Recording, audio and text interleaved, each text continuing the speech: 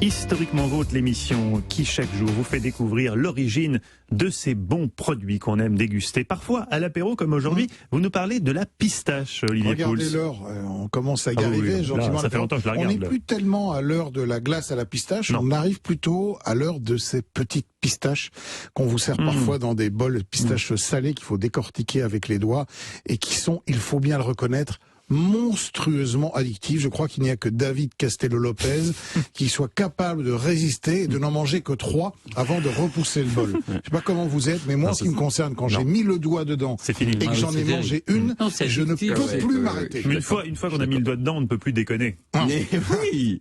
C'est absolument incroyable. Alors d'où vient cette fameuse petite pistache aussi addictive? Et c'est un arbre à l'origine sauvage qui est cultivé depuis 4000 ans tout de même en Mésopotamie.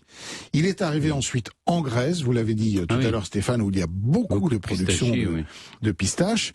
Grâce à Alexandre le Conquérant, il est arrivé en Grèce donc, puis il a migré vers l'Italie assez tardivement, vers le 1er siècle de notre ère. Et la pistache est arrivée de l'autre côté des Alpes, c'est-à-dire chez nous, encore plus tard, mais on en cultive très peu parce que c'est un arbre qui a besoin d'un climat particulier, d'un climat assez chaud, d'un climat plutôt qui convient bien au pourtour méditerranéen. On peut en mettre un petit peu dans le sud de la France, mais globalement, on n'a pas un grand terroir à pistache. Alors la pistache, c'est là...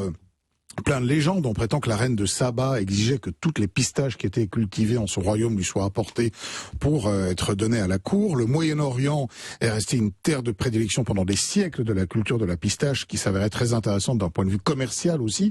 On vendait cette pistache qui avait des vertus et gustatives et médicinales. C'est très très bon. Ça sonne quoi? C'est très très bon de manger la pistache. Ah bon? C'est plein d'oligo-éléments, c'est plein de... Il faudrait... Ça fait grossir, non? Alors c'est gras, c'est un oléagineux, voilà. Ah voilà, c'est ça exactement.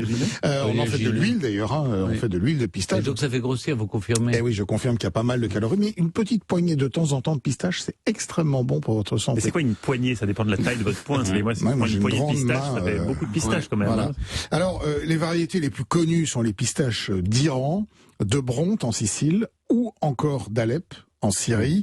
Aujourd'hui, l'Iran et la Turquie ainsi que les États-Unis, figurez-vous, sont les 3 pays principaux producteurs de pistaches dans le monde. Il faut savoir qu'un pistachier met environ 7 ans avant de donner ses premières pistaches. Et que on les utilise de nombreuses manières. Alors dans les charcuteries, par exemple, un saucisson pistaché, c'est absolument délicieux. Mortadelle. Exactement. En pâtisserie, on peut faire des îles flottantes à la pistache. On peut faire de la glace à la pistache. On peut faire des petits pots de crème à la pistache. En salé, je vous propose une recette originaire de Sicile, qui est le pesto à la pistache. Et alors ça, les amis, sur des pâtes fraîches, tout simplement posées dessus et qui se mélangent et qui fondent dans les pâtes, c'est absolument irrésistible. Et surtout, c'est très facile à faire.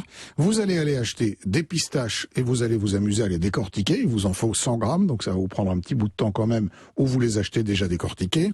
10 centilitres d'huile d'olive, 25 grammes de parmesan râpé, une vingtaine de feuilles de basilic, une petite pointe de sel si vos pistaches ne sont pas salées. On met le tout dans un mixeur, on broie en gardant un petit peu de texture, un peu de morceaux. Moi j'aime bien quand c'est pas trop fin. Et puis voilà, on fait tout simplement chauffer des pâtes fraîches.